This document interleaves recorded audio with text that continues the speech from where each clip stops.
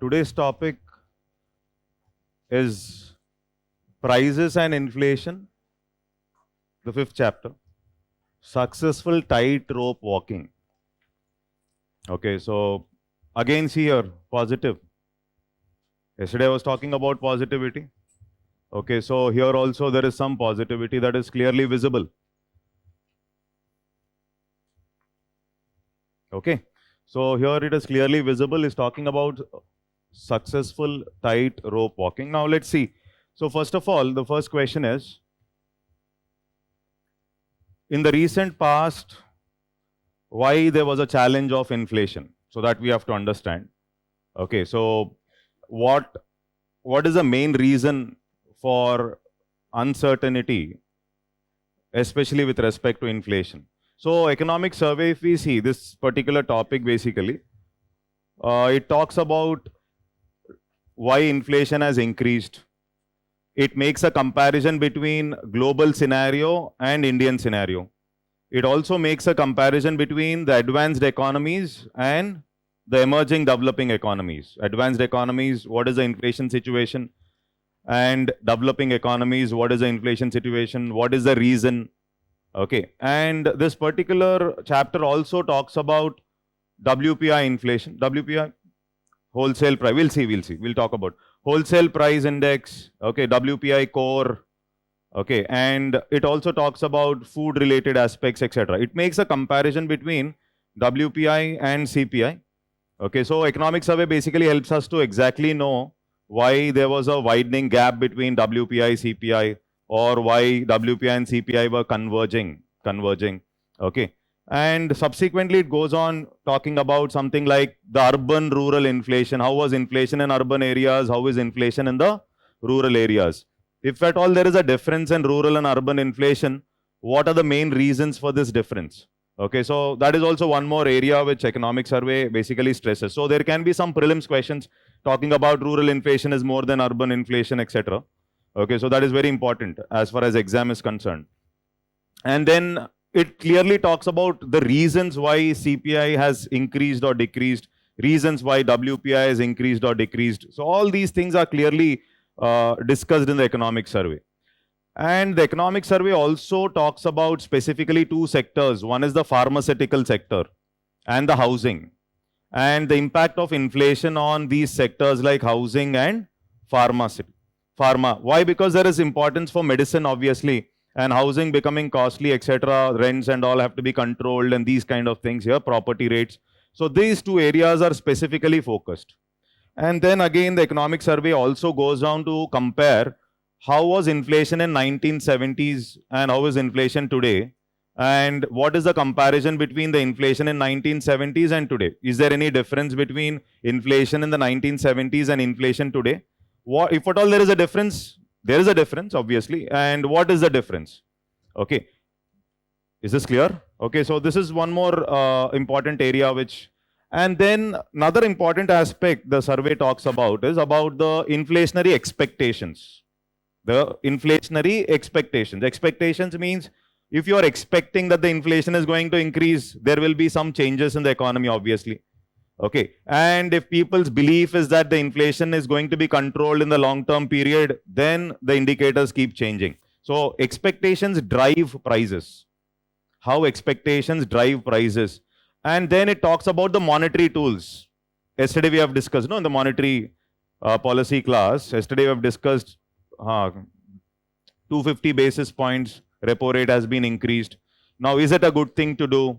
Okay, will it have a soft landing or a hard landing? That means, will it put India into trouble? Will it push India into recession, or will it not push India into recession?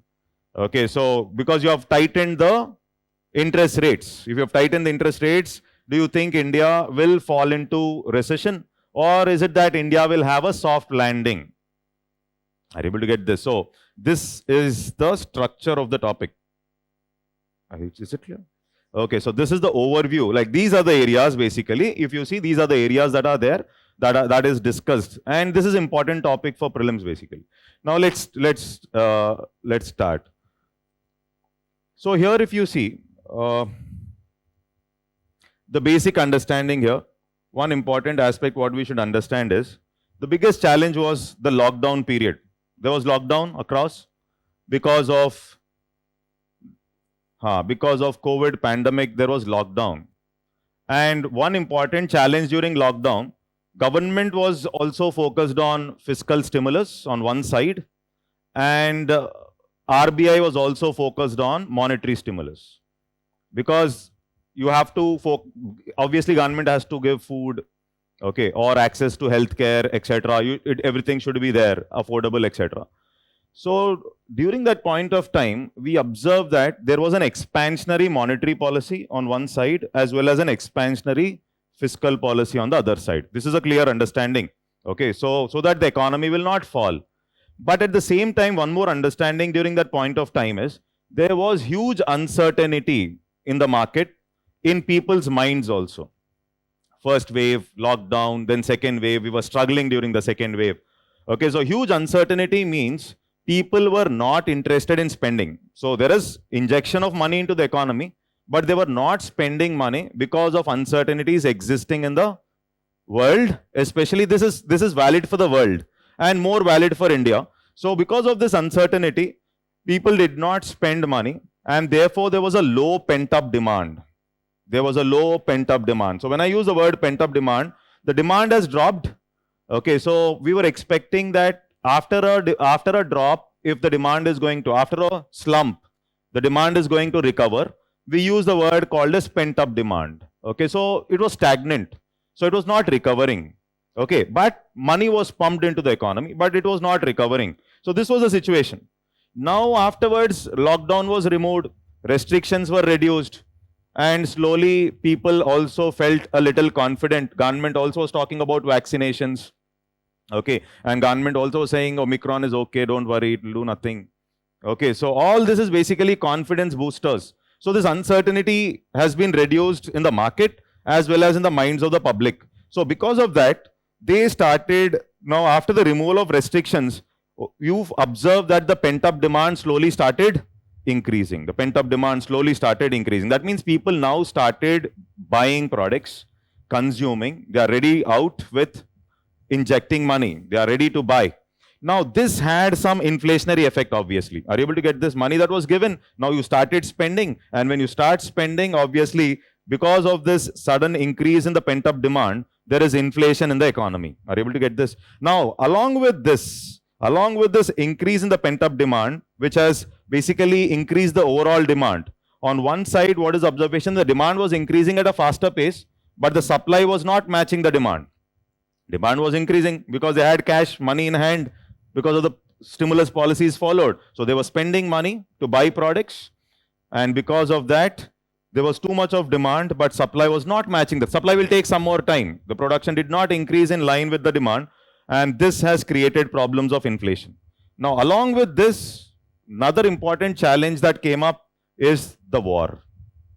Are you able to get this? So war has started adding up to the inflation because of supply constraints. Oil started becoming costly. There are issues related to logistics. Food prices started becoming costly. So all these supply chain related issues, supply constraints started increasing because of war. And zero COVID policy followed by China. Okay, and this is again, it has boosted inflation to a higher extent. Along with this has added to the inflation. Are you able to get this? Okay, so along with this supply constraints plus this demand constraint has led to something like inflation. This is the first understanding. I hope you have understood. Okay, so that is the reason now this started becoming the main challenge, not only for the RBI, not just India. This is not just for India. It is across the globe. You observe that the inflation rates were increasing. Even in the developed world, we observe for the first time that the inflation rates have become so high. So if this is clear, then everything will be clear. Have you understood this? Everybody? Yes?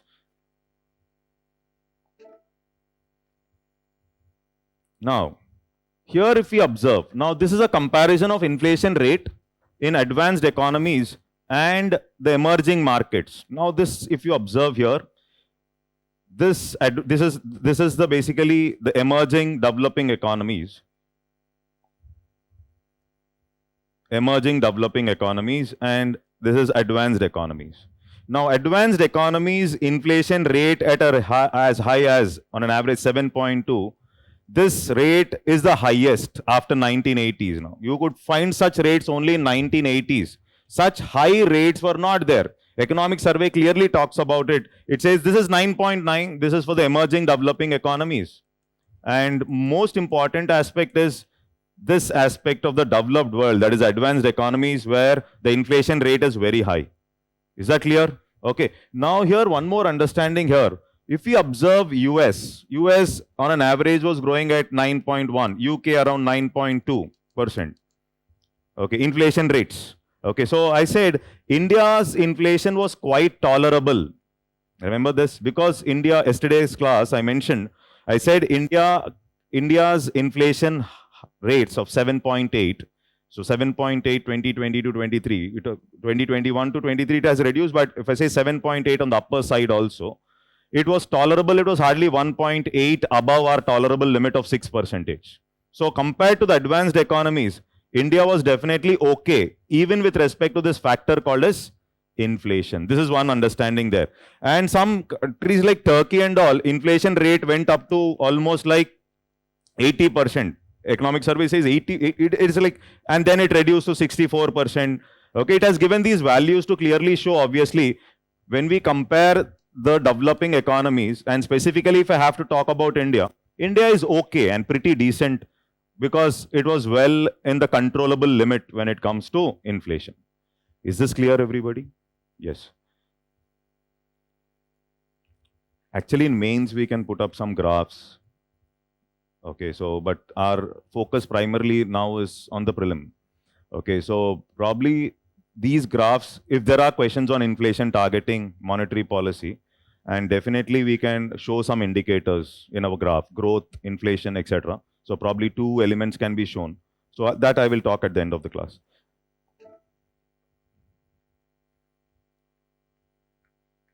Okay.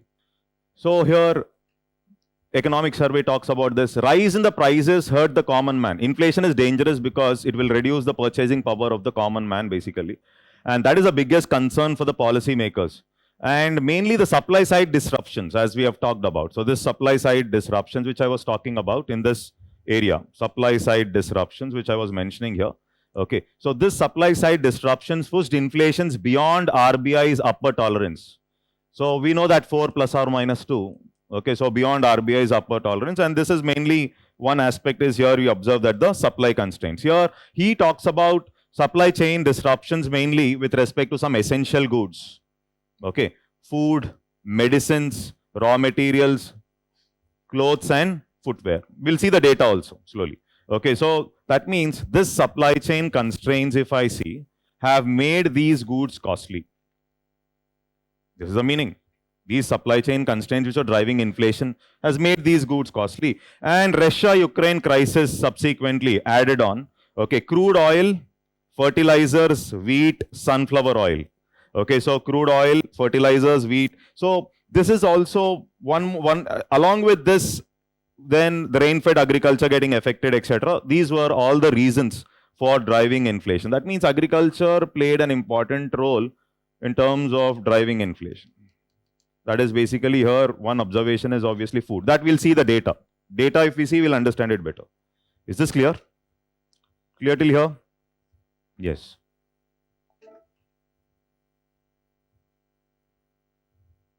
Okay, now here economic survey talks about this. India's inflation rate peaked in April to 7.8 before moderating to 5.7 in December. Okay, so this is completely, this is showing that, tightrope walking, we are okay now. Okay, by December 22. And the reasons given are global economic slowdown. So this has reduced the demand with respect to certain aspects. Okay, and then monsoon was okay. And RBI's monetary policy. RBI's monetary policy. These were responsible for bringing down the inflation. This is the understanding. These were responsible for bringing down the inflation. Very simple. Nothing difficult here. Is this clear? Yes.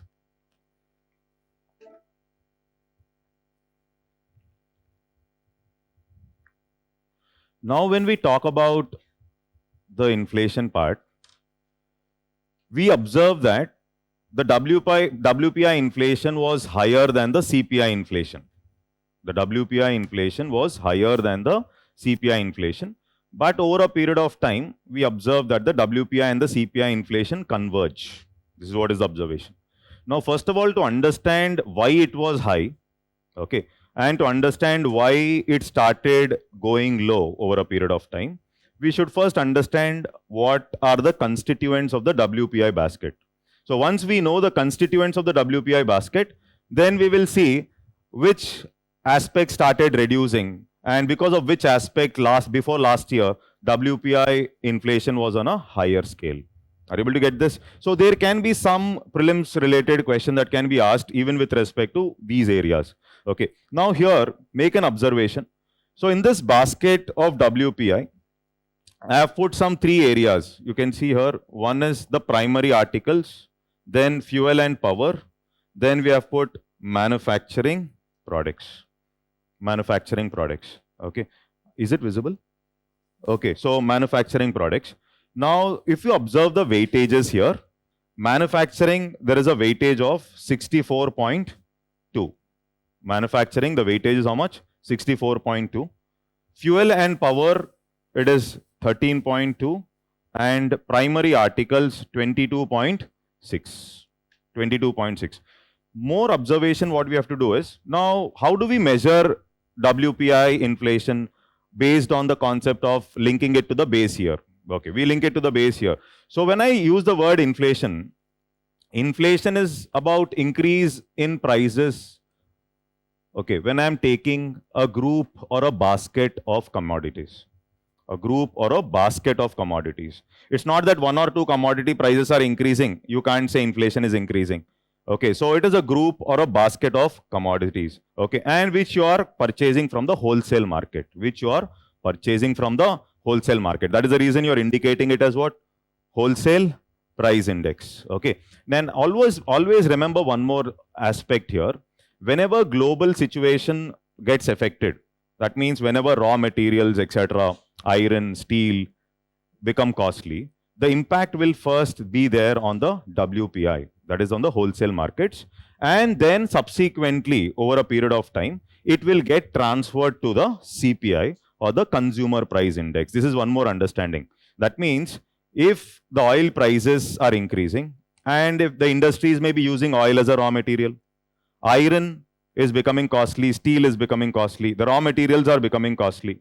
Okay, that means it will first have a higher impact obviously on the WPI, and economic survey says with a lagged effect. Lagged effect means after some point of time, some period, the impact will again come back on the CPI. That means you have WPI increasing and then the impact will slowly get transferred to CPI. This is what is called as the lagged effect of WPI getting transferred to CPI. That means first WPI is on a higher level, means after some time you'll definitely see that the CPI is also going to increase, because what the final customer has to pay will also increase over a period of time. Are you able to get this? Okay. Now here, when I talk about primary articles, so in this primary articles, one is we have food. Food is, the weightage of food that is given is around 15.3%. Basically agriculture commodities.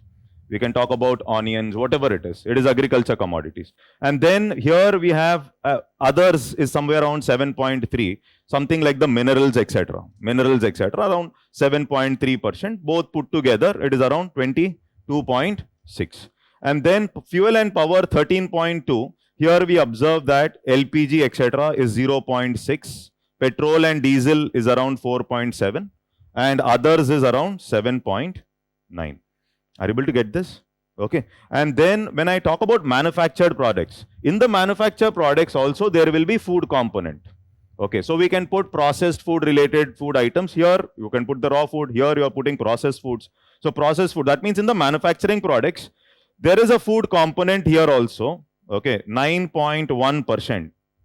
9.1%. Okay. So this is basically, this is also food component in the manufactured products. And then the rest, here 55.1, 55.1. This 55.1 is other than the food, other than the food. There are other manufacturing items. There can be some cars, automobiles, whatever it is. So all this is around 55%. Are you able to get this? Okay. But overall manufacturing product component is more. Okay. Now the question comes up. If there is some Ukraine crisis, oil is becoming costly, food is becoming costly. Okay, so which area will get affected faster? This is one aspect which we should understand. No, suppose there is war, supply constraints, etc. Then oil becomes costly, fuel will become costly, and food also will become costly, isn't it? So that is one understanding here. If you see here, when I talk about WPI food, it is about this 15.3% which is there in the primary articles, plus you also have another 9.1%. That means WPI food is how much? 24.4. Now this 24.4% will be the most volatile aspect. Most volatile. That means supply chain disruptions will create maximum problem with respect to this aspect. This is volatile. Food is volatile, no doubt about it. Are you able to get this? Okay. Is this clear? Now when I talk about core, you should be knowing about headline and core inflation. Okay. So core inflation, generally they use the word, it is demand driven. Okay. And core inflation is more stable. And even RBI says, or even the government talks about it, if the core inflation is stable, the country need not worry much. Why? Because it is a stable inflation. These things keep changing because of some disruptions, rupee value fall, you're importing oil becomes costly, some challenge outside. Okay, so these areas keep changing at a faster pace, but core inflation doesn't change at a faster pace. So when I talk about core here, in this, I have removed the food, I have removed the fuel which changes, and I've also removed this other mineral component, etc. So here, mainly, when I use the word core inflation, it is around 55.1. So this core inflation will be more stable in consideration to the headline. Core inflation, if it is stable, obviously you need not worry much. This is what is the logic of the government. Is this clear? Understood? No. So now, the same thing this division which we have seen here, 22.6, 13.2, 64.2, no confusion. The same thing here you will find.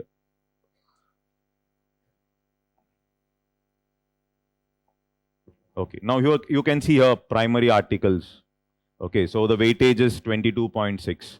Okay, and here if you see there is if you make a comparison here, okay, especially the food articles, etc. Food articles, there is an increase in inflation, and this increase in inflation is basically because of shortages, etc. Food shortages, etc. Clearly visible. And one of the important observation is cereals. These cereals, if you observe, 1.6 to 10.7%. Is that clear? So this is a jump which you can observe here. Okay. Vegetables, okay, vegetables you can observe here from 0.4 to 13.2. Okay, this is again a dangerous number. Okay, and make an observation here, fuel and power. Fuel and power. There is an increase with respect to fuel and power. Okay, but the increase is not so high. The increase is not so high. This is our observation. The increase is not so high when it comes to fuel and power. And one more important observation is base effect also plays a role with respect to comparisons. Base effect. Okay, so you know what is a base effect? It is basically a comparison effect. Comparison effect. You're comparing with that year where the growth is less, let's say. Okay, then automatically because of base effect also the prices seem to be higher. Because of the base effect also, the prices seem to be higher. Are you able to get this? Okay, last time 1.6, now you're making a comparison when the growth was 1.6.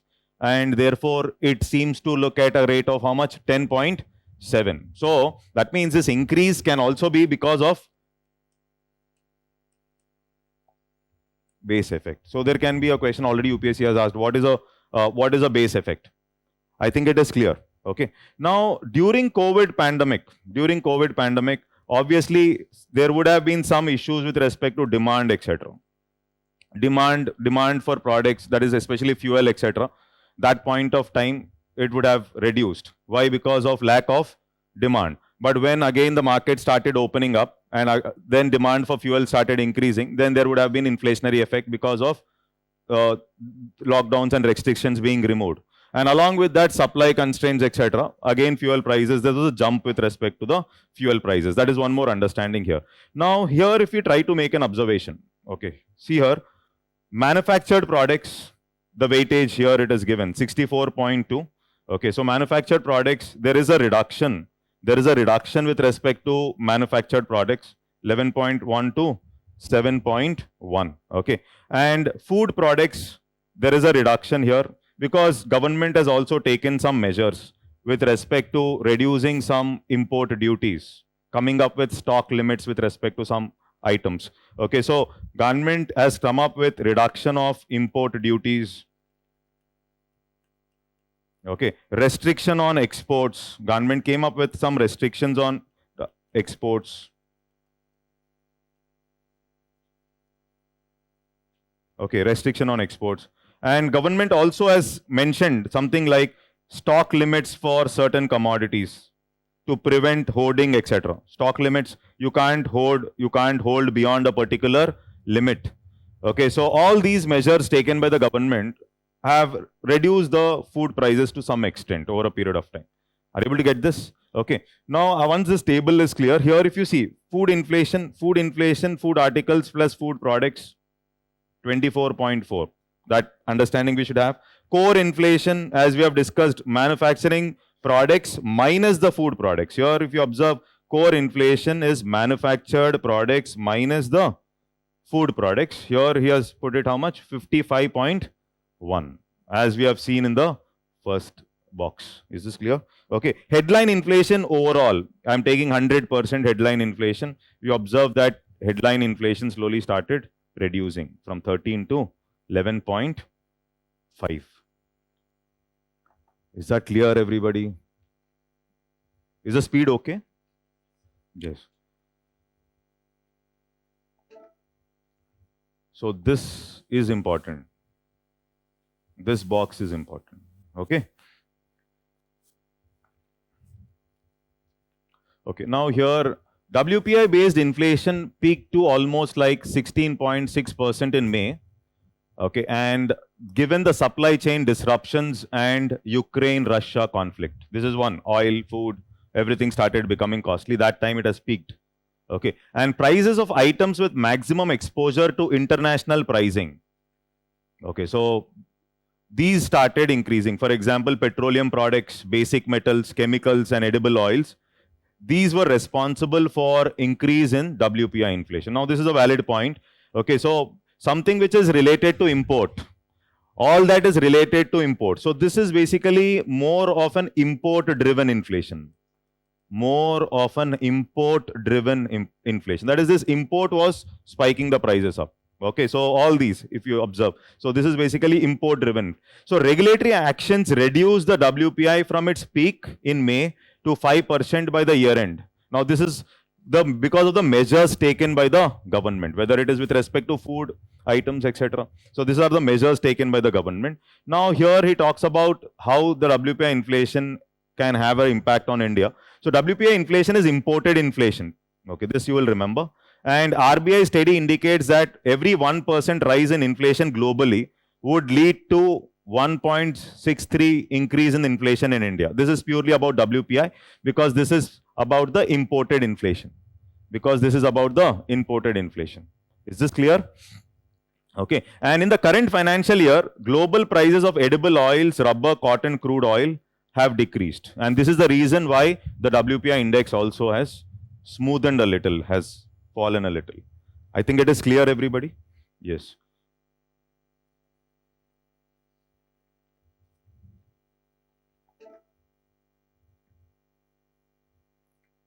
So these are some of the measures that were taken to contain inflation on input prices. So what did government do? This is from the government side. This is very useful, especially in the mains.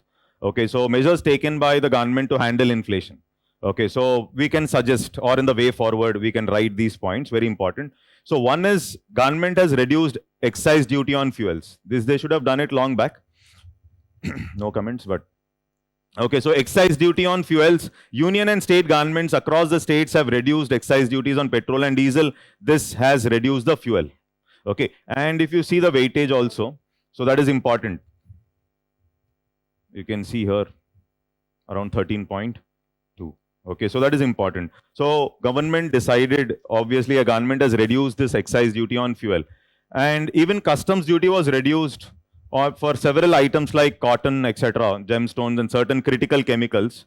Okay, so this has also reduced the prices. So government's measures, these are all government measures. Okay, and then reduction in excise duty on fuel. So if we see in the chart, okay, so fuel prices coming down. Okay, so that is because of this particular aspect.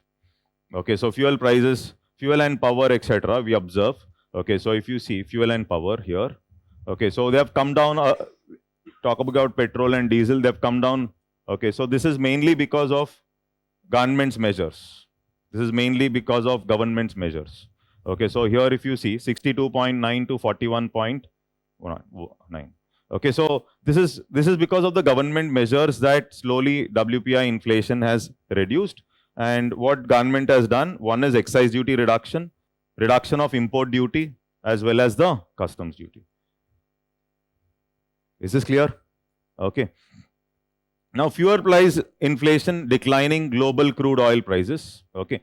So, in 2022, what we observe is what are the reasons for this drop in the fuel prices? That is clearly explained in this table in the economic survey.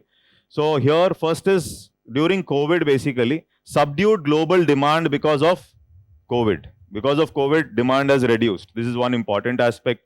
Okay. And here, another important aspect is cuts in crude supply by OPEC. Afterwards, in 2022, again, oil prices increased. Now, OPEC countries started reducing the supply, and that again has increased the prices in India as well. Okay. So then here, if you observe June, basically supply disruptions and rising tensions in Europe. So oil prices started peaking up again. Okay. And then December, by December, you observe that the price has reduced, and here reduction in VAT and central excise duty. Okay, this probably we should have done it a little earlier itself. Now everything is up and we find the inflation is high, and then you come up with a measure. Is this clear, everybody? Understood? Okay, so this is about the moderation of crude oil prices. Okay, nothing to worry much about this. Okay, so this graph shows about the reduction of the crude oil prices. So that is about the basic understanding of WPI. Again, we'll make a comparison. We'll compare WPI and CPI together. Okay, now this is retail inflation. So we use CPI combined for policy making. In fact, RBI uses CPI combined for its inflation targeting. So the CPI combined uses both CPI rural as well as CPI urban.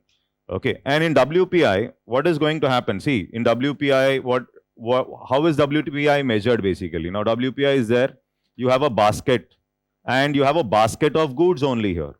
And these goods are divided into primary, fuel, and you have manufacturing, isn't it? And you have some 697 items, 697 items which are there. And you take the base year of 2011-12.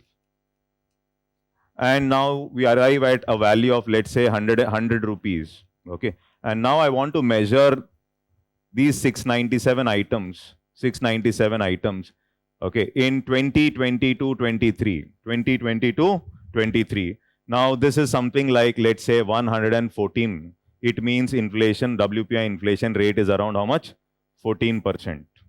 Are you able to get this? This is how the WPI inflation is calculated. And each good will not have the same weightage, obviously. The weightage will differ as we have mentioned in the box. In the primary sector, the weightage is different. Manufacturing sector, the weightage is different. So that is one understanding which you should have. So this is how that it is measured. And when we talk about CPI, the base year is obviously, this 100 is basically 2012 is the base year for CPI or the consumer price index. Now, what are the categories? Okay, in the CPI, average annual retail inflation based on CPI combined. So this is the understanding here. Now, one is we have the food and the beverages. This is the first one. Okay, food and the beverages. In this, you have cereals, meat, egg, whatever it is. Okay, so then that is the first one. I think this is going away. Okay, and the second, we have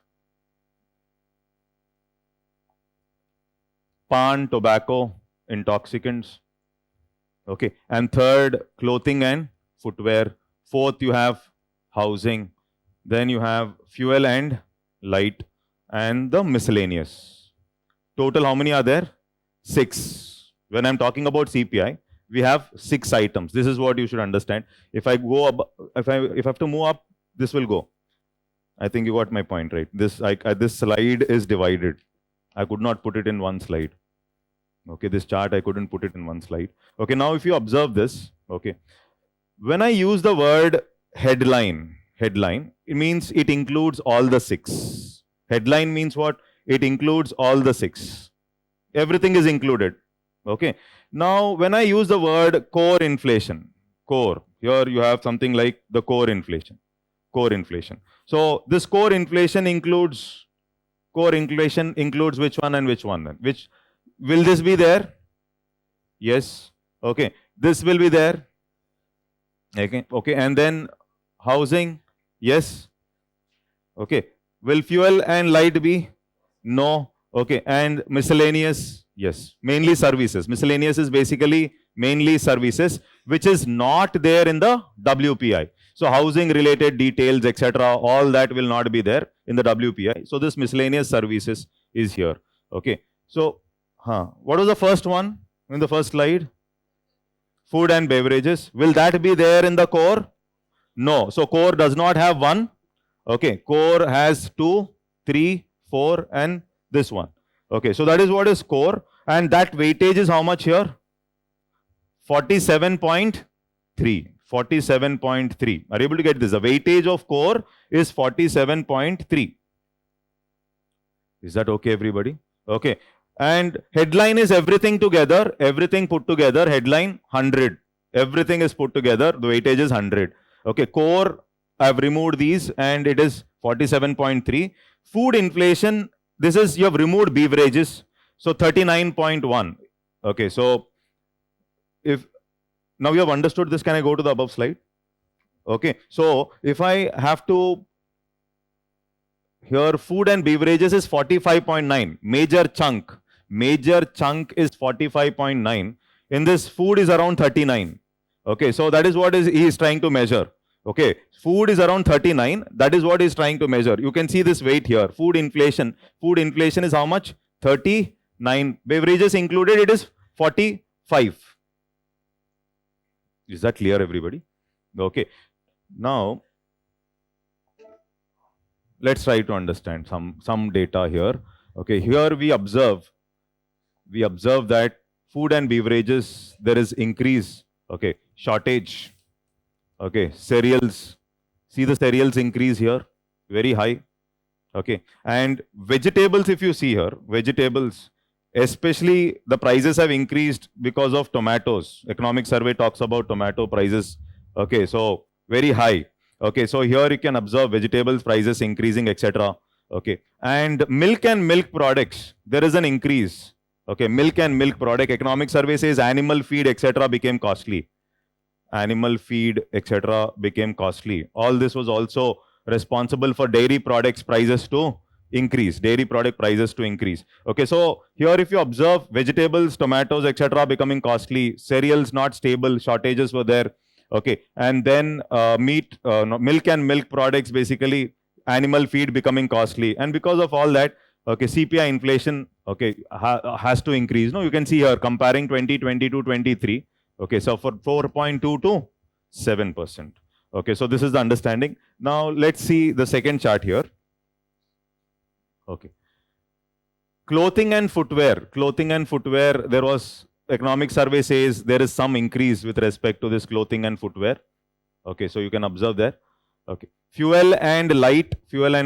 Okay, this was a reduction was there, and miscellaneous is basically services. So when we talk about the services, some services started becoming costly, and this services part is only covered in the CPI. Okay, for example, if you see, education service has increased. Okay, so coaching, schools, all that opened up. Okay, so they were trying to okay, so this is basically, earlier it was online. Okay, so everybody was sitting at home. Now it is, so all that is responsible. Now if you observe health and all, there is a reduction. During COVID, health services are in demand. So COVID period, prices of health are higher. Now there is a reduction with respect to health. Okay, so this is something very important aspect which you should observe. Housing also, we find there is some increase. Is that clear? Okay. Now headline inflation 5.5 to 6.8. There is an increase. That is the overall. Then core inflation weightage is 47.3. There was a slight increase. Okay. And food inflation, if you see 39.1 weightage, no beverages here. Okay. So 3.8 to 7. Food inflation is responsible for increase in CPI inflation. If you see, we'll solve some questions at the end. So food inflation was responsible for CPI inflation to increase. In this case, that is something which you should observe. Is this okay? Yes.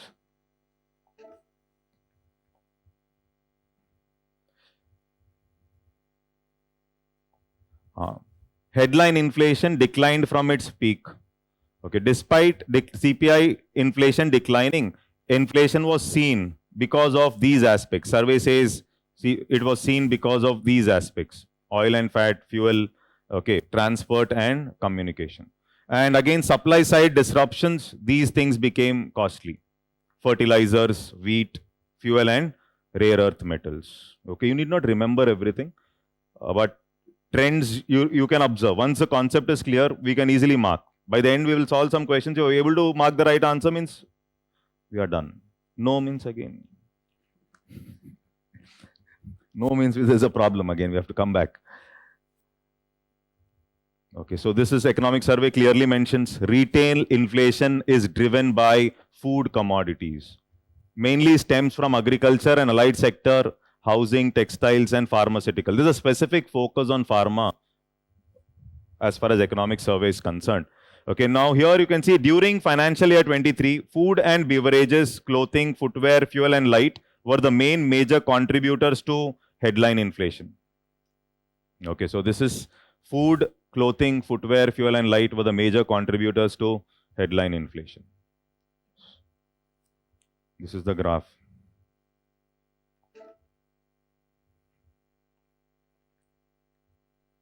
Now here if you see, vegetable spike is mainly because of tomato, I mentioned this. Okay, and food inflation based on consumer price index peaked to 7%. And major price rise was mainly because of vegetables, cereals, I've shown you cereals there, okay, shortages, etc. And then milk also is because of animal feed becoming costly, and spices because of shortages. This is also shortages, cereals also shortages, vegetables basically tomato, supply side constraints, etc. And spices also there were shortages.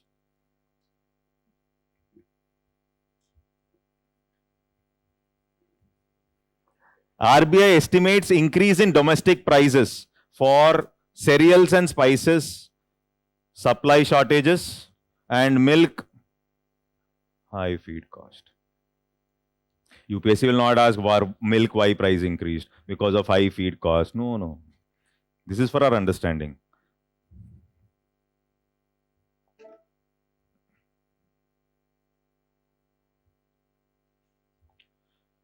Now, this is one more important factor. Okay, so here you will remember some facts. Rising edible oil prices, international price pressure directly affected the edible oil prices worldwide due to shortfall in production worldwide. So, if there is a question, edible oil prices started decreasing, that statement is going to be wrong. Okay, so this is something like an observation. If you say last 3 years, last 4 years, edible oil prices, he can give a statement. So edible oil prices, international price pressures directly affected the edible oil prices. Okay, why? Because worldwide there was a shortfall with respect to production. Okay, India meets 60% of its edible oil demand through imports. Last year economic survey in the agriculture chapter gives a graph also clearly showing that we import a lot of edible oil. Sunflower oil, which makes up 15% of our total oil imports, is procured mainly from Ukraine and Russia. Okay, so therefore, obviously, these are in trouble, means obviously sunflower oil prices are going to increase. This is one big challenge. Is this clear? Okay, so this is a graph which talks about the increase with respect to edible oils, the price increase with respect to edible oils. It clearly shows a peak.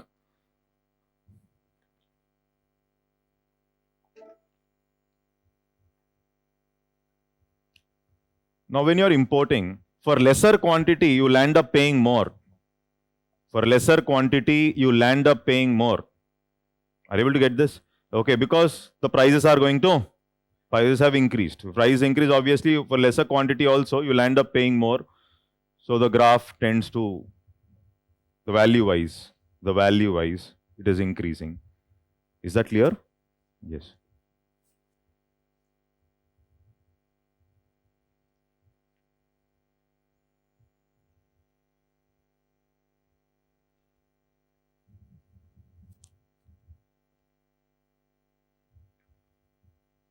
Okay, is that okay?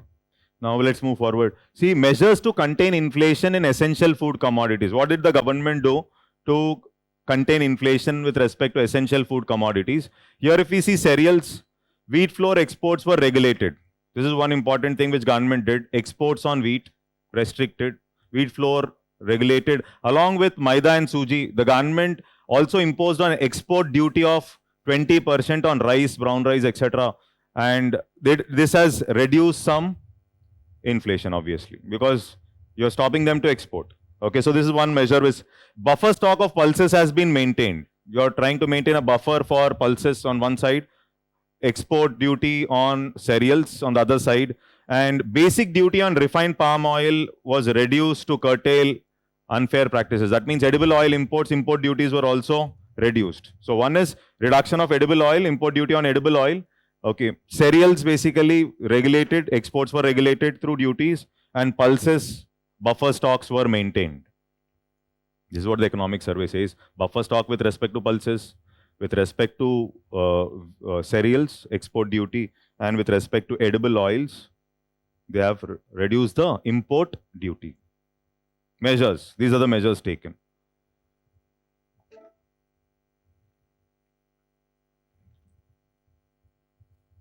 Okay. Done till there? Okay, so now the economic survey makes a comparison between rural, urban. Okay. Now what is the understanding is, basically during COVID period, urban inflation was more than rural inflation. During COVID period, urban inflation was more than rural inflation. But during 2022-23, okay, the data that is available, we find that the rural inflation in most of the states is greater than the urban inflation. Rural inflation is greater than the urban inflation. Now, the reasons are because of multiple reasons. One of the important reason is the weightages assigned to rurals. When I talk about CPI rural and CPI urban, the weightages assigned will also vary. Okay, how is that weightage decided? For example, here if you observe food and beverages in the rural area, you have given a weightage of 54% around, and in urban areas, we have given 36.29. So the weightage of food is higher in rural area in comparison to the urban area. Similarly, if we talk about housing in rural area, rent and all, it is not that high. In fact, it is not required much. But when it comes to urban areas, think of Delhi, 21.67. That means this urban area housing has to play an important role. Are you able to get this? Similarly, when I talk about fuel and light, in rural areas, 7.94. More weightage is given with respect to fuel here in rural in comparison to urban. Now, what is the criteria for deciding these weightages? What do you think would have been the criteria for deciding these weightages? Is there any specific criteria?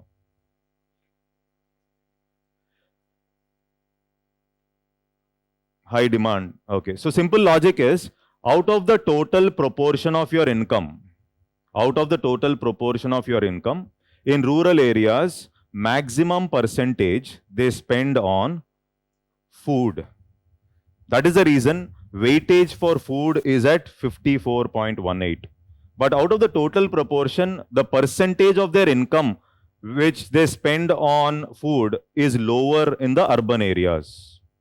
Okay, if you know about Angel's law, okay, so the Angel's law says, as and when, see, it is not about the amount of money you are spending. It is about the proportion of income you are spending. There is a difference. No, it's not about the total amount of money you are spending. It is about the proportion of income you are spending. Proportion of income, I think you're getting my point. Suppose 100 rupees your income, you are spending more than 50% of your income. 50 rupees you are spending, okay, for food, etc. But when we talk about an urban area, probably, if you're getting some 100 rupees, you're maybe spending only 30 rupees on food or 25 rupees on food. Maybe you will spend on other things. Are you able to get this? So Angel's law, there's this law which says, as and when the incomes of a country are increasing, their proportionate spending on basic aspects. When you talk about roti, kapda and makan, their basic, the proportionate spending on basic aspects has to increase or decrease? Decrease. Their proportionate spending on basic aspects has to decrease. That means when my income is 10,000 rupees, I may spend 5,000 on food or basic necessities. But when that is 50%. But when my income becomes 1 lakh, probably I may spend only 30,000 or 25,000 on food. That means my proportionate spending on basic requirements is going to decrease when my income is going to increase. The same applies not just rural, urban, even the poor man and the rich man. The poor man is somebody who spends major chunk or major percentage of his income on food or the basic requirements. So this is one, that is the per capita consumption expenditure or the proportionate spending of his income will be the criteria for taking this rural as 54.18 and urban 36.29. And these weightages will definitely have a direct impact on which inflation is going to be higher. That means whether it is rural inflation which is going to be higher or whether it is urban inflation which is going to be higher. Are you able to get this? So during COVID pandemic, actually urban inflation was high. But afterwards, one more benefit was urban areas, there was more easy access to imported food slowly. After the COVID went off, okay, so urban areas, imported food was available easily. And because of that, in the urban areas, the inflation started reducing at a faster pace. When I talk about food inflation, though the weightage is there, food inflation 2020 to 23 started decreasing. But if we talk about the weightages is for rural is more, urban is less. So that means you may be thinking that the rural inflation should have reduced faster, but that's not the case. It's not the rural inflation that has reduced faster, but it is the urban inflation. So in rural inflation, in rural areas, the food related inflation has reduced on a slower pace in comparison to the urban areas. And one of the reason is obviously that imported food was easily available in urban areas, but imported food took some more time for availability in the rural areas. This was one reason. Okay, so this is something which we should understand. Okay, so inflation reduced due to fall of global food prices. Global food prices went down, and that is the reason both rural and urban inflation, both of them reduced. But which one reduced faster? Obviously, the urban inflation reduced faster, and in most of the states, your observation would be that the rural inflation is higher than the urban inflation for the year 2022-23. Is that clear, everybody? So one is the weightages, very important aspect here. And if you see here, housing 21.67. Housing is not, the weightage itself is not written there, 21.67 here. Fuel, more proportion. Fuel is more sensitive for the rural than urban. They are spending, they have more income, you're spending, that's not an issue. Okay, so here what we should understand is, it is more sensitive, fuel and light more sensitive for the rural in comparison to urban. Okay, and when it comes to miscellaneous is basically services. Okay, most of the services, etc. Then you will find that the urban 29.53. So in the urban areas or in CPI inflation, if you see CPI urban, basically the inflation increase. If housing prices are going to increase, then automatically CPI urban also has to increase. Is this clear, everybody? Okay, so rural urban inflation gap has reduced in 2022-23. We'll see the graph. Rural urban inflation gap has reduced. This is one more understanding for the prelims. Rural urban inflation gap has reduced in the year 2022-23. Is this okay? Yes.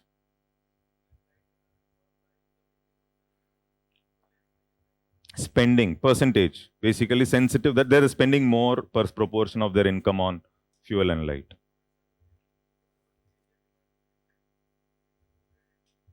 No, demand, it's not about demand. No, it's about your proportion of your income you're spending. So that is the basic logic here. Demand may be more. So here this is not painful for them much in comparison to rural area.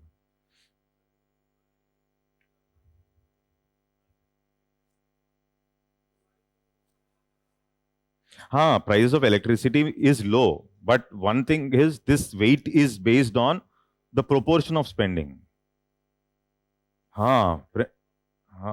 Proportion of spending of their income. Income to kam hai. Is that okay? If your income is only 50 rupees and you're spending 10 rupees out of it. Okay, if your income is 100 rupees, you're spending 10 rupees. Same. But the proportion, when your income is 50, then you're spending more proportion of your income on fuel and light. Is that okay? Yes.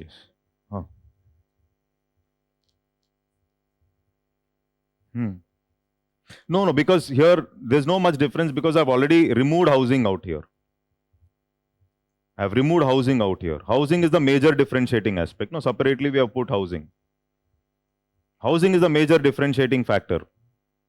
Are able to get this?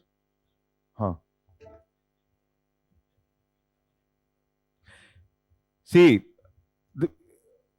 not because of inflation. I'll say who is affected more because of food inflation. If our inflation is because of food, oil, food becoming costly, etc., then obviously the rural people should be affected more because they're spending more proportion of their income on food.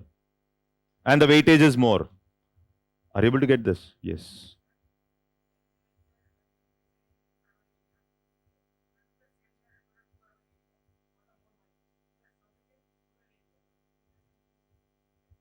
Okay, so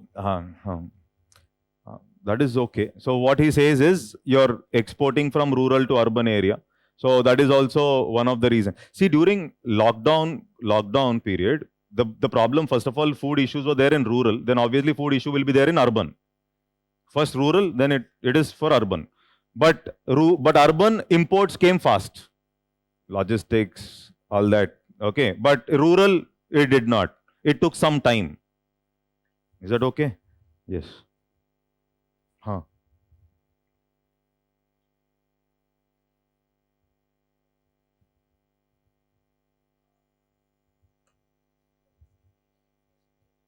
Domestic retail inflation table.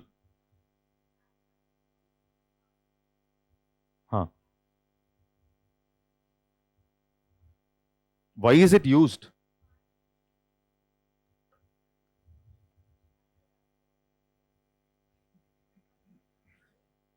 Tobacco reduced. I did not observe tobacco. I observed food. I did not observe tobacco. I tell it's a minor. Where is it? Huh, okay. Clothing and food. Okay, this one. Pan, tobacco.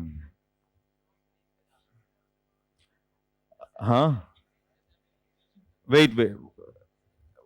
Everybody, see, there are so many things here out. Okay, and your specific reason, I don't know. I have to check. I'll check and get back. See, pan, tobacco and intoxicants, basically, why it reduced? Okay, so is it something related to demand, etc.? Not related to tax, obviously. Not related to tax. Government reduced taxes on other things, but not on tobacco. That is for sure. Okay, but why exactly? I'll get back. Why? Wait.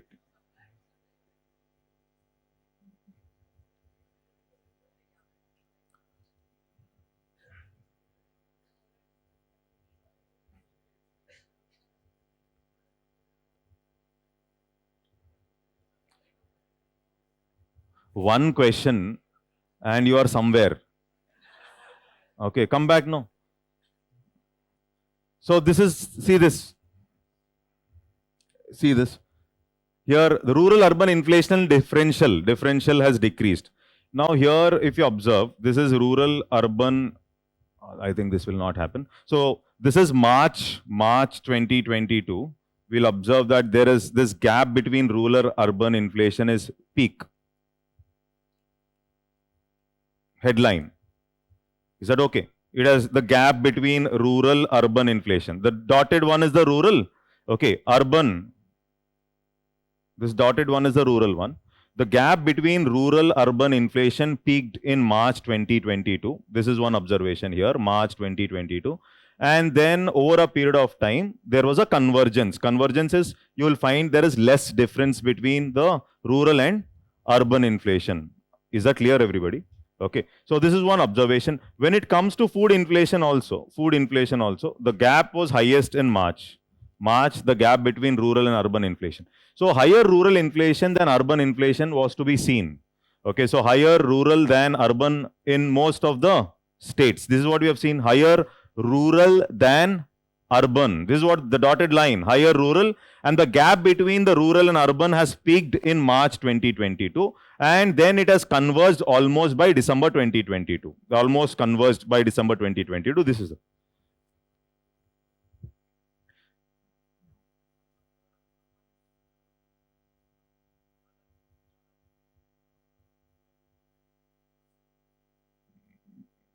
Repeat.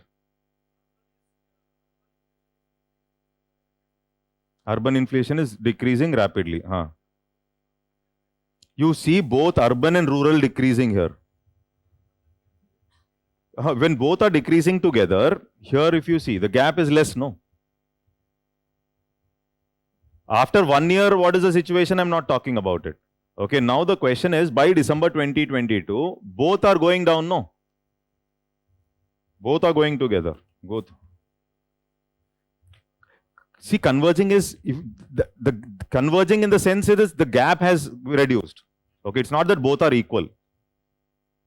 Rural, you find rural more than urban in most of the states. That is clearly visible. So if you take the graph, it is little different here. During COVID situation, you will observe here the red line is above the dotted line. So that means here during this point of time, if you observe, during this point of time, you observe that the urban inflation was more than rural inflation. That is what I was saying. During COVID, urban inflation was more than rural. Okay. And then 2022-23, you will find most of the states, rural is more than urban. And the gap between rural and urban was at its peak during the March 2022, which has reduced by December 2022. This is what the graph is saying. Is that okay? Yes. Now, if you observe food inflation, if during that point of time, if you observe, it is basically the urban more than rural here. Are you able to get this? Now, red one is above. Okay. And then you will observe by March 22, the rural has picked up and urban slowly is able to settle down faster. Okay. This is because of imported food availability, etc.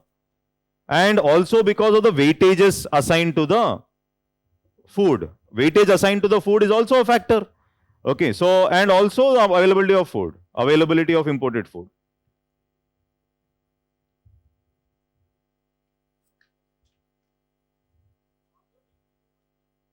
Gap is there. Gap is there, but the gap is less, no? The gap is less. And now here, if you observe, this is going down further at a faster pace. This is food. Then the gap will increase. That nobody will ask because you don't know. Is that okay?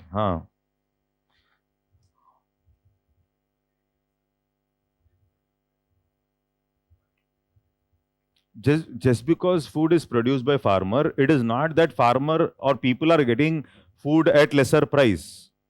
That is one more observation. No, just because you're producing does not mean that the consumer in the rural area is getting it at that price, lesser price. No, that is not there. Okay, and here two things, weightage also, 54% is the weightage. No, so weightage you are putting means if food inflation increases a little, the impact will be more on rural than urban. Okay, so is that okay? See here, rural fuel inflation remained lower than its urban counterparts due to subdued prices on traditional fuels. Okay, other things other than the petrol, diesel, etc. Gap between the rural and urban inflation reached its widest in March 2022. Same thing. Okay, and the current fiscal year saw rural and urban inflation closely tracking each other. That's all. Done. Yes.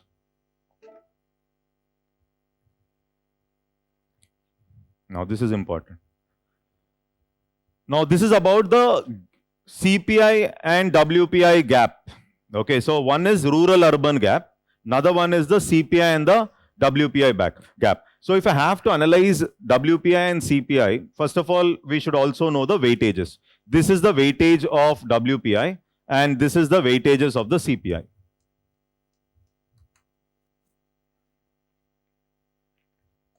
Okay, now this is clear. Primary 22.6, fuel 13.2, manufacturing 64.2. Now here if you observe CPI, food and beverages is the highest, 45.86. Around 39% is food, rest is beverages. And then here if you observe clothing and footwear 6.53. Housing services areas, basically services are not part of WPI. Services are not part of WPI, but services here, that means if services are increasing, these services which have increased has led to increase in CPI. Services started becoming costly. Okay, suppose education is becoming costly. Okay, after COVID pandemic. Okay, so that is what the chart was saying. So that is also responsible for increase in CPI. Are you able to get this? Okay, so these weightages. So why in the recent past there is a convergence between, or what is the reason for the gap or difference between CPI and WPI inflation, if there is a question. So first understanding is the impact would be different on both of them because of these weightages. First thing, because of these weightages. In CPI, one more important aspect is services are part of it, and we observe after COVID that the services cost started increasing. Services started increasing, and that was also responsible for the CPI to increase. Is that okay? Yes.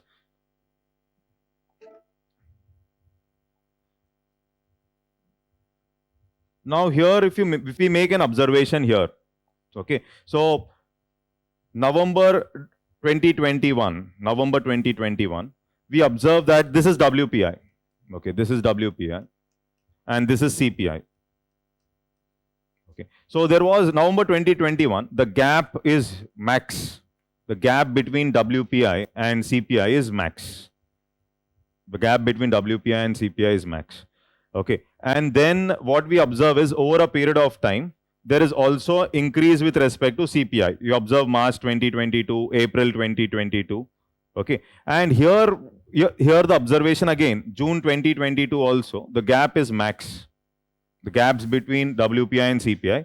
And after that, you observe that there is a convergence between WPI and CPI. So by November 2022 and December 2022, we can see there is a convergence, almost convergence between WPI and CPI. So one reason is this increase in CPI is also because of increase in services costs. Second important aspect is lagged effect, which we were talking about. So once WPI is affected, then CPI will take some more time to get affected. And that is the reason what we observe is, though WPI is increasing, you will not find the impact immediately on the CPI. Okay, and later you will find an impact on CPI. So this is called as the lagged effect. So another one is services especially becoming costly. Okay, and another one is this. And then government has taken some measures, and that is the reason WPI started going down. Reduction with respect to excise duties, customs duties, all that. Okay, so food prices coming down. So subsequently, we find that the WPI is also dropping and CPI is increased here.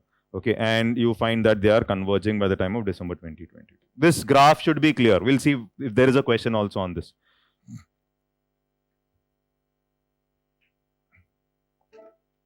Suppose if I have to talk about CPI core and CPI food, what has happened from 2022 to 2021 to 2022, and then from 2022 to 2023. Okay, CPI core inflation increased or decreased? Decreased. CPI inflation decreased, no? Yes?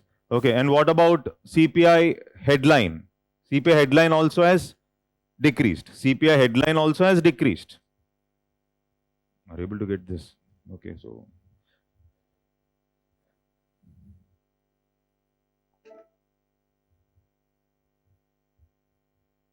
this is about the convergence in core inflation, CPI as well as WPI.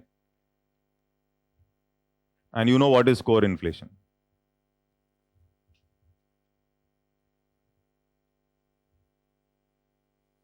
No. Why a gap between CPI and WPI? Now, once we have understood that, one is the international prices to wholesale prices is relatively quick. It impacts retail prices with a lag. Got the point, right? Impacts WPI first, and then after a certain period of time, it will affect the retail prices. Second, due to the difference in composition and weights assigned to different commodities in the two indices. This is one more. Both the statements are right. Are you able to get this? So, difference in composition and weights which you have seen. Now, this is the divergence phase. WPI and CPI combined started diverging in March 2021. Remember, we have seen the graph, maximum divergence. As WPI inflation touched double digits due to unfavorable base effects. One is base effect. Of course, base effect is a comparative effect. But along with that, the oil prices, iron, steel, these things became costly, affecting the WPI prices. Okay, affecting the wholesale prices. And while CPI combined inflation remained stable, and the difference between the two reached a peak of 10% in again November 2021. And then by December 2022, it has reduced. This is what the graph is saying. Okay, and then convergence phase. Convergence basically here, if you see convergence between WPI and CPI was mainly driven by two factors. A cooling in inflation of commodities such as crude oil, iron, aluminium and cotton led to lower WPI. So imported inflation reduced. So because of this cooling period of inflation, crude oil, iron, etc., WPI started going down. But inflation in services sector, which is a core component of CPI. Okay, so miscellaneous area. Okay, which is not included. So this was increasing in the services. This is inflation is increasing in the services. This was increasing the CPI, and these were reducing in the WPI, and therefore WPI was coming down, and therefore there was convergence. This is what the economic survey says. Is that okay? Yes. Now, another important aspect is economic survey talks about inflationary expectations.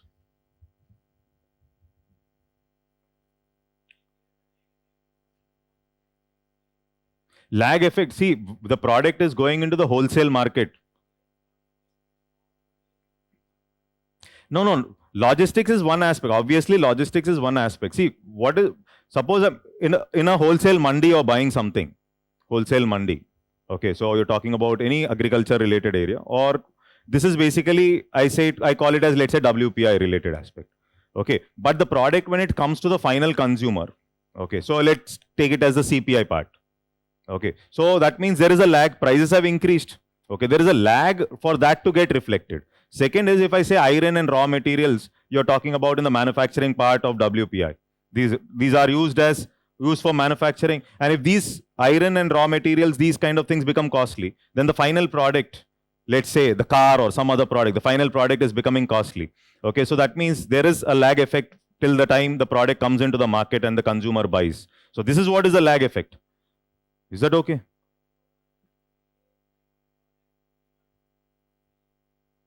Delay, see, it can be 2-3 months, or during COVID it can be higher.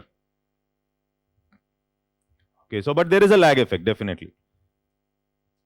Suppose oil prices are increasing. Now all the companies which are using oil as raw material, let's say, okay, their cost of production is going to increase. If the cost of production is going to increase, the final product cost is going to increase. And the final consumer, when he's paying the price, the product cost is going to pay it at a higher level.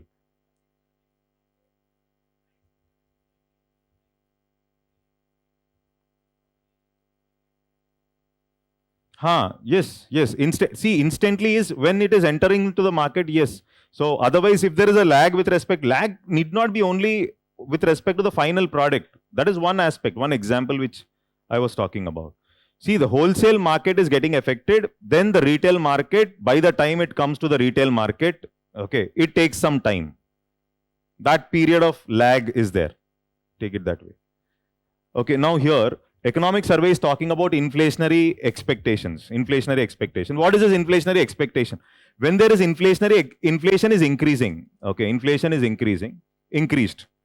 Now the expectation is people believe that this inflation is high, and if people believe that because of this increased inflation, I want more salaries, more wages, more salary, I have to sustain.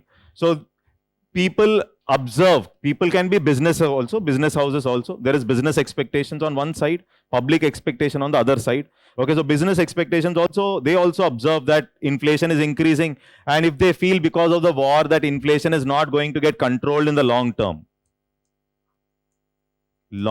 if they believe that inflation is not going to get controlled in the long term, that means they do not have trust on the institutions like RBI or government that they will be capable enough to reduce the inflation. So inflation expectations that time will be higher for a very long period. Are you able to get my point? See, if inflation expectation is high, automatically inflation will also increase. If inflation expectation is high, automatically inflation will also increase. That means when asking for higher wages, okay, so the business house feels that there will be higher inflation in the market, why to produce or whatever it is. So inflation expectations will over a period of time drive inflation. So in the short term, for example, if in the long term also, if they believe Ukraine war impact on inflation, government will fail to control. Or in the long term, they believe that RBI's monetary policy of increasing 250 basis points from 4 to 6.5 will not be in a position to reduce inflation, and it is beyond RBI or government's control. Suppose the public or the business houses believe in that manner, then automatically the inflation expectations will be on a higher side. If inflation expectations are on a higher side, then automatically inflation is also going to increase. If there is more trust on the institutions like RBI or government, obviously then people believe that no, our institutions will get it down, get it under control. Okay, and RBI through its monetary policy, etc., they were able to control the inflation. Okay, they have got it down to almost 5.6, 5.7, okay, below 6% by December. So this clearly shows that the inflationary people had some trust, business houses had some trust with respect to inflation, that these institutions will be able to reduce the inflation. So here if you see, inflationary expectations are decisive in charting the course of inflation regulation. Okay, so they will decide whether inflation is going to increase or inflation is going to decrease. If inflationary expectations are high, people don't believe in institutions, then automatically inflation will increase. Inflation will increase. This is what this particular topic talks about. So there are two words which are used. One is anchoring. So anchoring means basically they believe that inflation is going to decrease. So RBI will be capable of reducing the inflation in the long term. So this is what is called as anchoring. Or if I say de-anchoring, de-anchoring means something like you don't believe that the institutions will be able to reduce the inflation in the long term period. Are you able to get this? Two words here. So RBI will successfully anchor inflation and reduce inflation, if not in the short term, at least in the long term. Then inflationary expectations will not be high. Now de-anchoring means you do not have trust in the institutions. So in the long term also you believe that the Ukraine war, inflation or RBI's policies will not be in a position to handle inflation. Then you will not be in a position to reduce inflation. That is called as de-anchored or de-anchoring. Are you able to get this? Okay. Now if it is anchored properly, then it is okay. That means inflation expectations will not be high. If it is not anchored or if it is de-anchored, then inflation expectations will be on a higher level. Are you able to get this? Inflation expectations will be on a higher level, which will again drive inflation, Now, whenever they take some policies, for example, here, tightening of repo rate, CRR, reducing government purchases of inflationary expectations and helping guide trajectory of inflation. So here, basically, RBI policy of anchoring, tightening of the repo rate, CRR, all that it has done. So this is the tightening policies which RBI has done. But if people don't believe in RBI, then it will not be anchored properly. There will be de-anchoring. Expectations high, inflation will be high. So this is what economic survey says. Business and household inflationary expectations are also falling. So here we will find there are two graphs. I have not put those graphs. You will find that the business houses expectations, inflation expectations are also falling. And even the common man, the public also, the inflation expectations are falling. That means both business houses and people have trust on the institutions, and therefore we can say our inflation is anchored. Are you able to get this? Okay. And when you are coming up with such policies, when we are coming up with such policies like monetary policy measures of price stability, Reserve Bank's monetary, it has increased the repo rate from 4 to 6.5. Now these are called as tightening policies. And economic survey talks about inflation situation in 1970s and today, 1970s, okay, or 1974. It gives examples in US, 1990, and today's situation. And it makes a comparison of difference in inflation, how it is. And it talks about inflationary expectations also. So inflationary expectations, when we are talking about, okay, de-anchored means they do not have trust.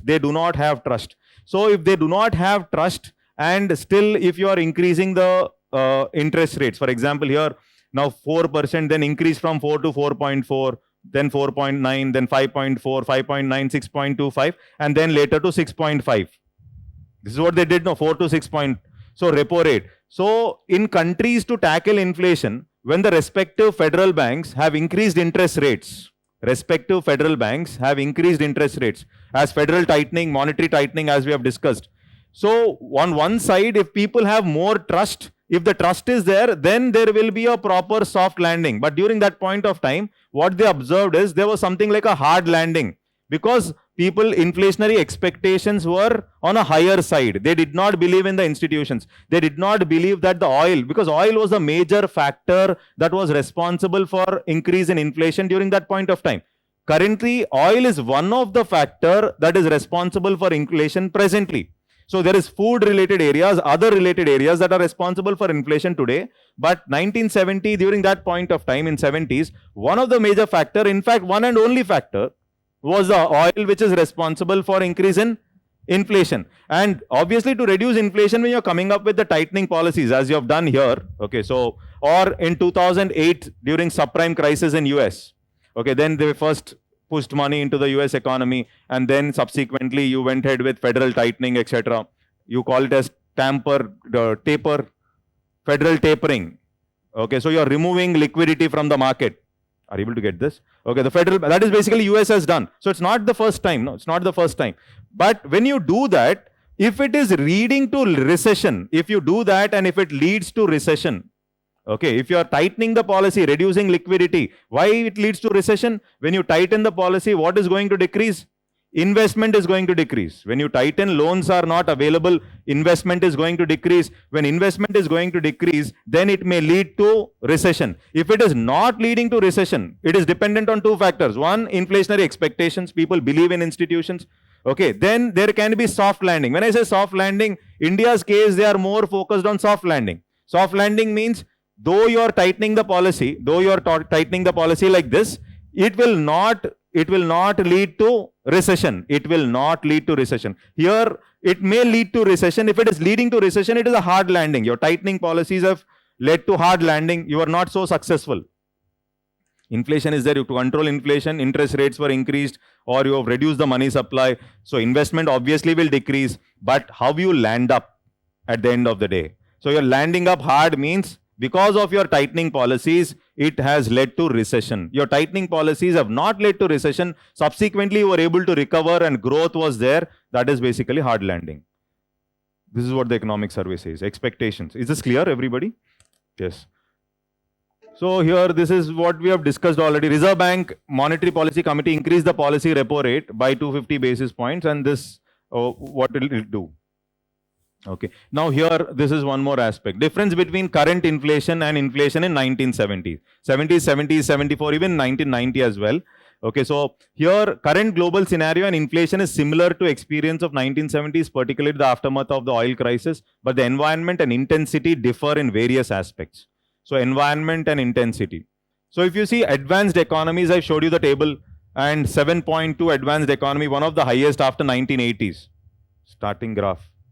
Okay, so here if you see current inflation, rise in oil prices, it was there, no doubt, small rise. But here oil prices rose to historic heights. This was the main reason for inflation.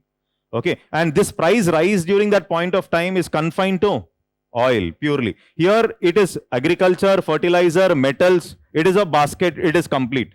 Okay, and then supply chain disruption, small role in the recent price increase. Supply chain played a role, no doubt about it, during Ukraine war, obviously, but played huge part in increasing prices. Complete, oil, stuck. Okay, inflation, rise in inflation was followed by several years of low inflation. Okay, current inflation increased during, then again we were, by December 2022, you find that there is a fall. But 1970s crisis took place against the backdrop of steadily rising world inflation. Steadily rising world inflation. So this is a risky area, and there was more of hard landing rather than soft landing. Here the expectation, obviously there will be soft landing, at least for India. In US, suppose we'll take the case that US is not revealing that it is in recession. Okay, US generally never reveals unless it is like deep and it is dying, then we'll say, oh, recession. Negative growth rate. Huh? For never it reveals. Generally 2008 also, that is the case.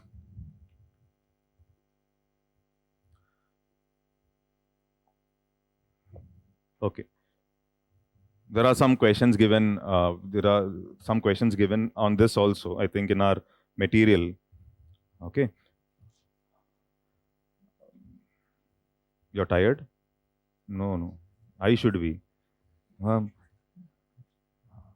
Today we'll not have break. We'll finish off this. That's all. No 3 hours class today. Okay, so no break.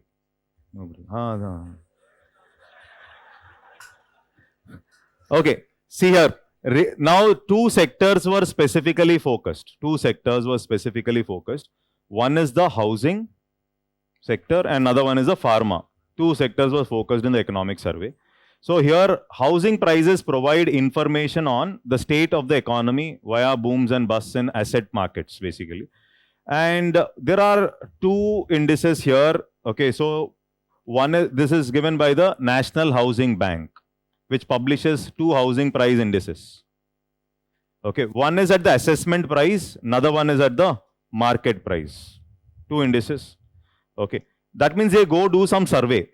They do some survey, obviously, and they will find out. They find out whether housing prices are increasing, decreasing, what it is. So they go and inquire.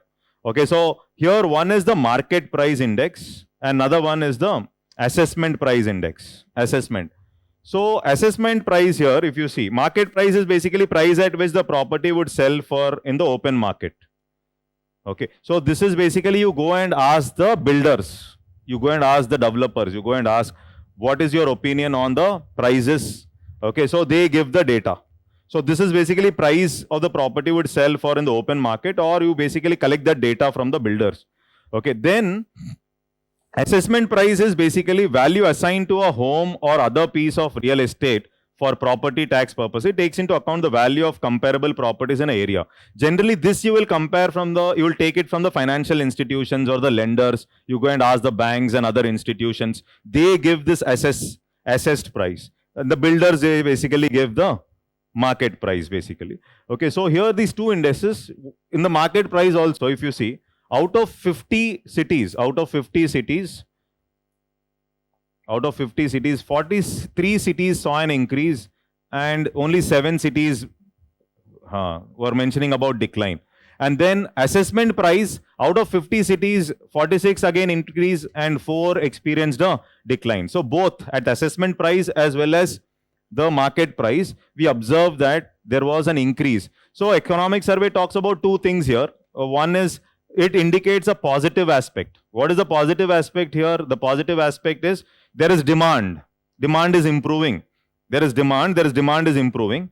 But on the other side, government has also put in a lot of measures to make houses cheap. Government has put in a lot of measures, taken a lot of measures to make houses cheap. Okay, so that is what is the observation here.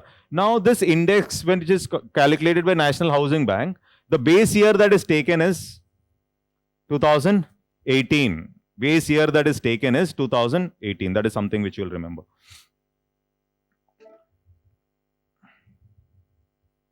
So this is a graph which shows both the assessment prices, which you are collecting mainly from the financial institutions, etc., the lenders, etc., and the market prices both. And you find that there is a increase in most of the cities. This is what it says.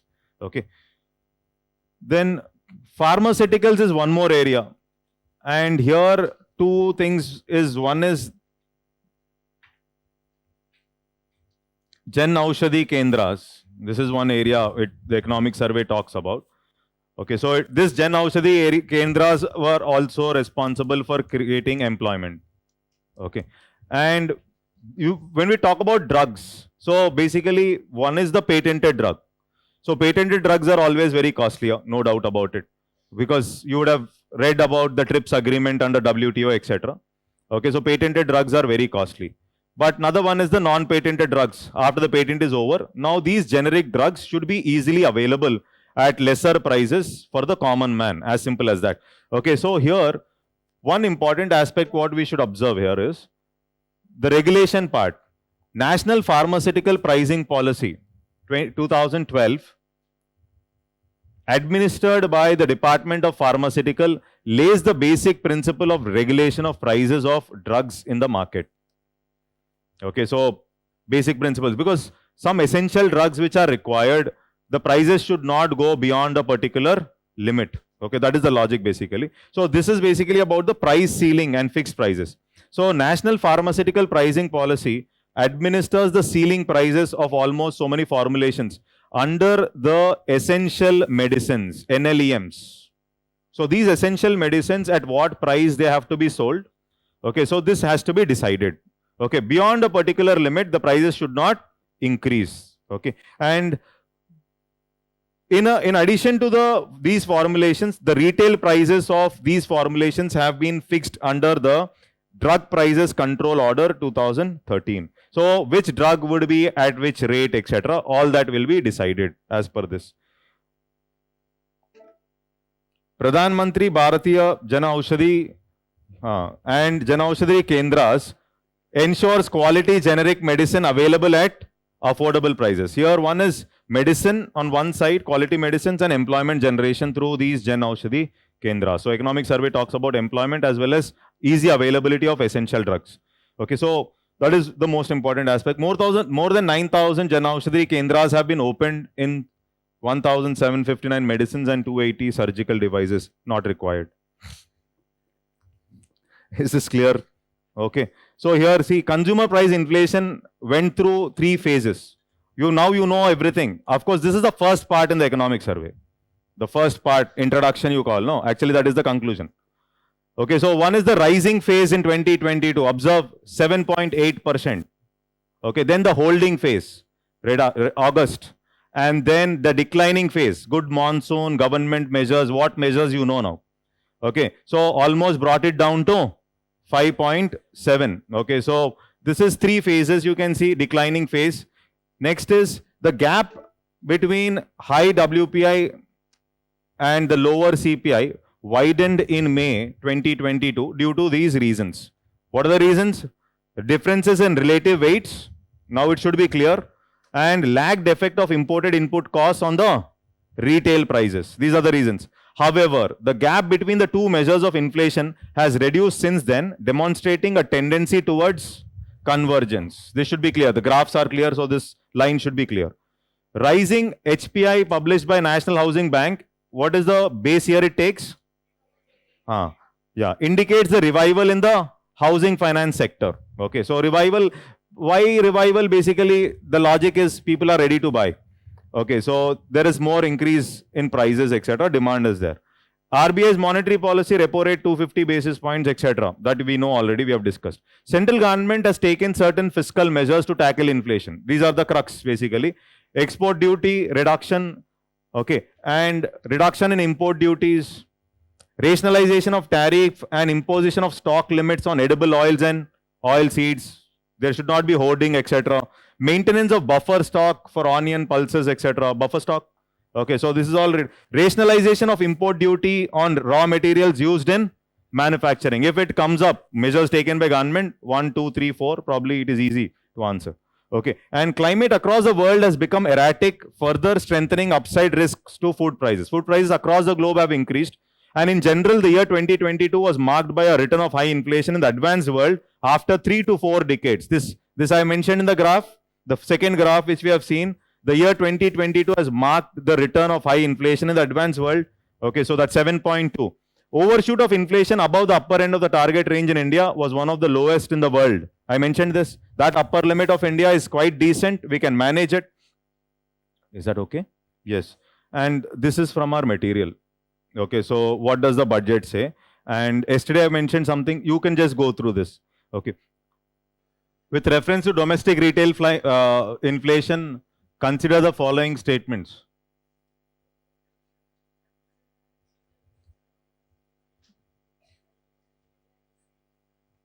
What should be the answer for this question? Both the statements are okay? Yes.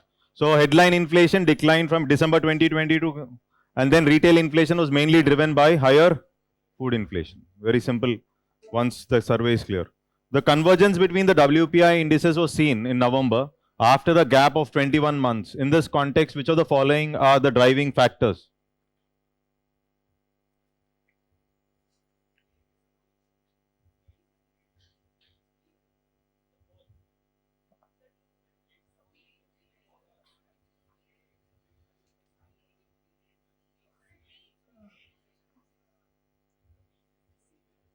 An increase in inflation of commodities such as crude oil, iron, aluminum and cotton led to a lower WPI. Is it? No. The word itself is increase is saying and lower is saying. Okay, so there is no logic only there. Is that okay? And CPI inflation decreased due to a decrease in the prices of services. Increased, no? Services increased. And therefore convergence. Okay, so probably this should be the answer. Yes. Now see the third one. I think you should be giving the right answer. It's an easy question. The recent oil prices are proportionally smaller than, okay, and the recent crisis has seen price increase across a broader range of commodities, whereas 1970s was confined to oil prices only, very clearly given. Okay, and the commodity supply disruptions have played a small role in the recent price than in the 1970s. The table, if it is clear, then the answer obviously should be 1, 2, and 3. Okay, then go to the fourth question.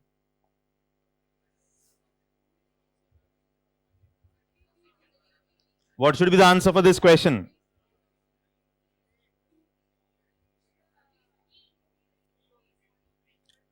Which one should be eliminated? What is the base here? Is that okay? Okay, so, and it is calculated only for metropolitan cities, yes, across India, using the population of the cities as weights. This is one thing which you should remember. A point to be remembered. And this is anyhow, you know.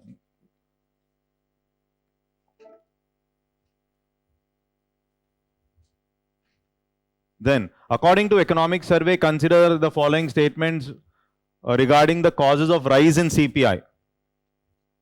If that table which I have explained, the box and the numbers, so if you can understand, shortfall in crop harvest due to excessive heat in some part, yes.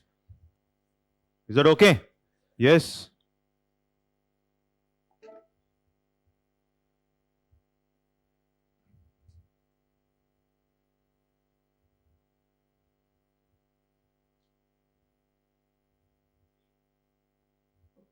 Owing to supply shortages.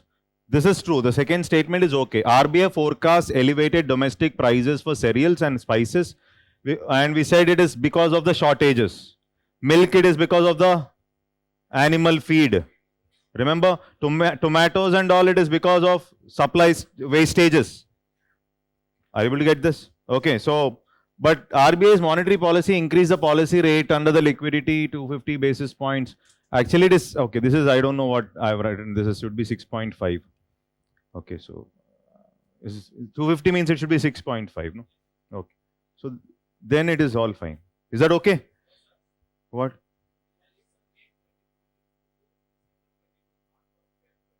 No. Feb 20, no. It is basically Feb 2020, the 6.5 that was done, no? Check that Feb 6.5 when it was done. So what is the problem here? Monetary Policy Committee liquidity between May to Feb. True, 6.5. 250 basis points. What is the problem? It is it is almost 250 basis points. Okay, till Feb 2023. No problem there. Okay. December it is 6.25. Okay. Feb it is 6.5.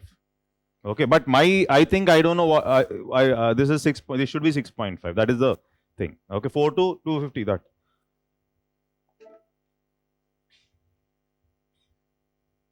Witness lower CPI combined based as compared to 2021. During this year, some subgroups such as oil, fuel, and transport reported high inflation. What should be the answer for this question? Second statement is okay? Yes.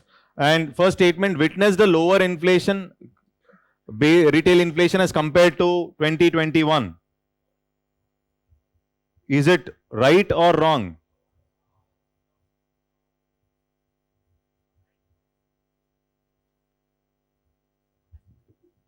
Check.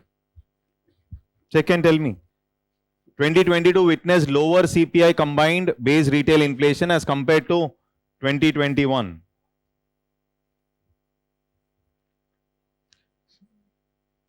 Here 5.7 it has come down, no? 5.7, 7.8, 7, then 5.7. Is that okay? Huh? Is it clear?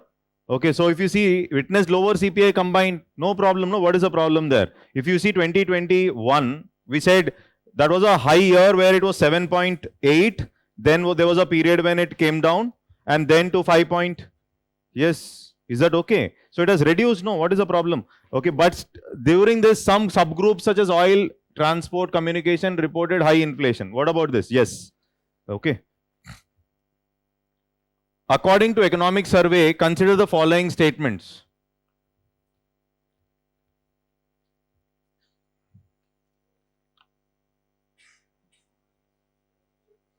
March 2021. Widened. Huh? So the wedge between inflation continued to widen before reaching its peak. This is also true. Okay, 20. They will not ask like this. This is too much. Okay, since we have done the graph now, you can answer. In UPSC, they will not ask this, but it is only for understanding. But you'll at least know in the 2021 the gap was high, and by the time of 2022 the gap has reduced. That much should be clear. That's all. And the gap began to narrow until April 2022. Yes, that's true. Okay, so is this clear? So here widen reaching its peak 10%. So the answer should be okay. Done. Last 5 minutes. Means you can look into it later. How UPSC was asking some questions with respect to inflation, quite easy questions only.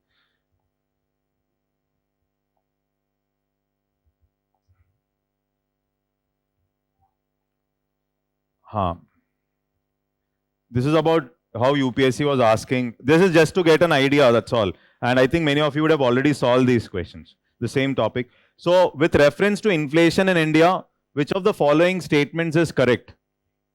Okay, so this is a very easy question. Is that okay? There is no explanation needed for this. Okay, consider the following statements. Yesterday we have discussed this. Yesterday's class we have talked about this lender, bondholder. Okay, so the bondholder will not benefit. Yesterday we have talked about it. Bondholder will not benefit. Yes.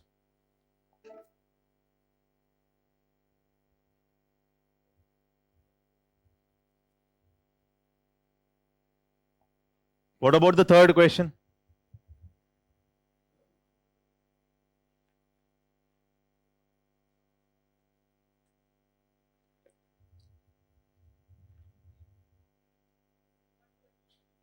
Okay, increase in money supply, demand pull inflation, increase in aggregate level of output, decrease in level of output, supply side, increase in demand. Yes, all the three will increase inflation. Basic concept. Okay, so there's no much of a tension here. Now see this, which of the following is likely to be most inflationary in its effect? See, this is a most dangerous form. Okay, if you are bridging your deficits by minting money, it will be inflation. So deficit financing through this method, deficit financing, if we are doing it through this method, it is going to be inflationary. So this deficit financing, if you are doing it through this method, it will increase inflation. Yes. It will create problems with rupee value fall over a period of time. Yes. It will also increase something called as your bond yields. Yesterday we discussed this. Yes.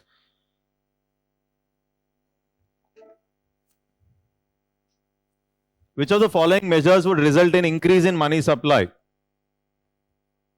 Should result in increase in money supply. Purchase of government securities from public by the central bank, deposit of currency in commercial banks by the public, borrowing by the government from the central bank, sale of government securities to the public by the central government.